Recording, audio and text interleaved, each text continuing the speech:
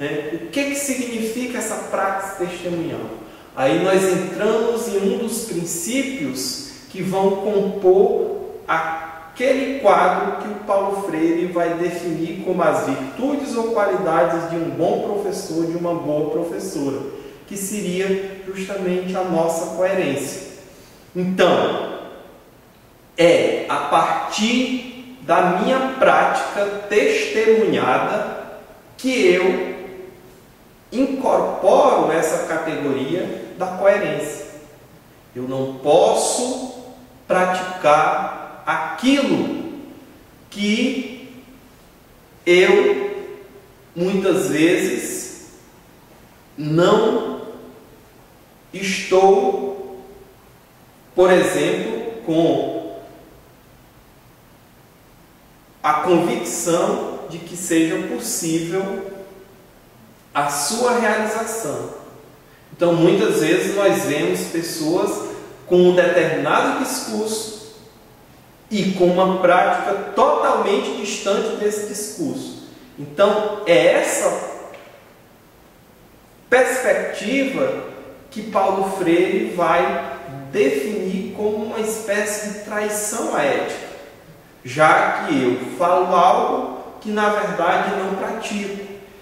E esse modelo de prática transportada para o ato educativo, na escola, na sala de aula, acaba sendo um ato de deseducação, já que eu estou falando algo, mas eu não pratico aquilo que o meu discurso ou aquilo que está na minha fala. Então isso, para o Paulo Freire, é um dos aspectos gravíssimos que precisam ser corrigidos no ato educativo ou na prática pedagógica, né? No exercício da docência, na verdade. Porque o que educa mais, na verdade, é o meu exemplo enquanto docente do que até mesmo o meu discurso por meio de um determinado conteúdo. Então, o Paulo Freire acaba, nessa perspectiva da ética universal do ser humano, ele nos chama a atenção para essa prática testemunhada que está representada pela coerência. Outro aspecto diz respeito à amorosidade. Eu, enquanto sujeito do processo educativo, enquanto docente, eu preciso ter o exercício ou fazer o exercício desse princípio. Porque se eu não gosto, do meu aluno, do educando, se eu não gosto do que eu faço, na verdade, a minha ação enquanto educador vai ser uma ação frustrada, e aí eu estou eliminando a possibilidade de se fazer um ato educativo na perspectiva da ética e da estética freiriana, na perspectiva da beleza, e também da pureza, da decência desse ato.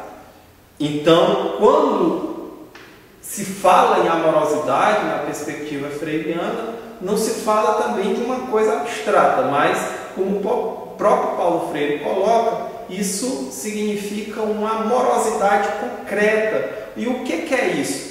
É a minha capacidade enquanto ser mais, de me doar um pouco ao outro e ao mundo.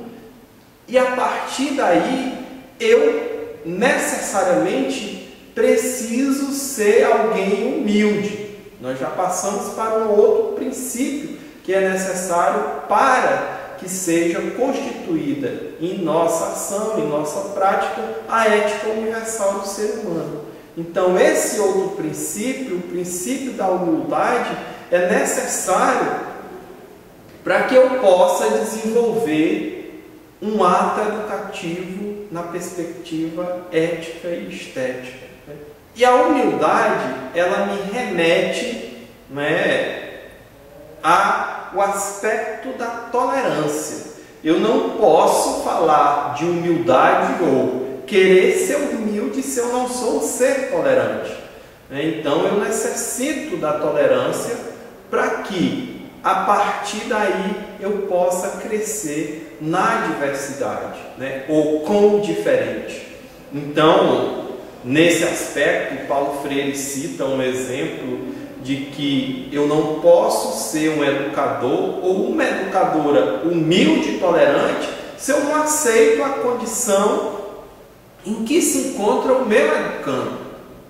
E é nesse sentido que ele vai dizer que quem ensina aprende, quem está sendo educado tem alguma coisa para ensinar aquele que está na função de ensinar. Então, é desses princípios que, remetendo-se para a esperança, é possível construir a liberdade.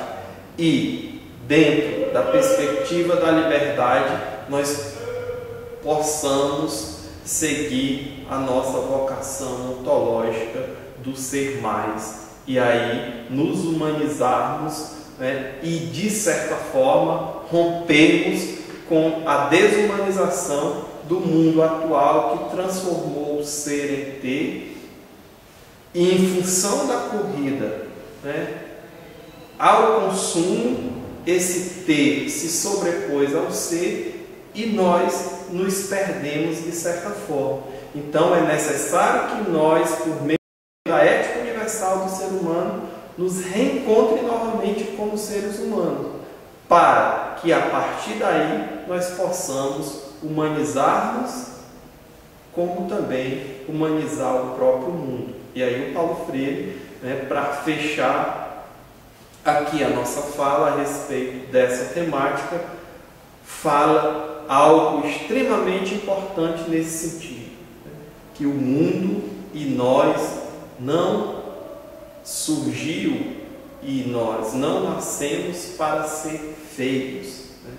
Nós nos tornamos feios ou nos fazemos belos a partir do momento em que nós interagimos uns com os outros e com o mundo, e é nesse movimento dialético que é possível se construir a beleza ou se construir a feiura.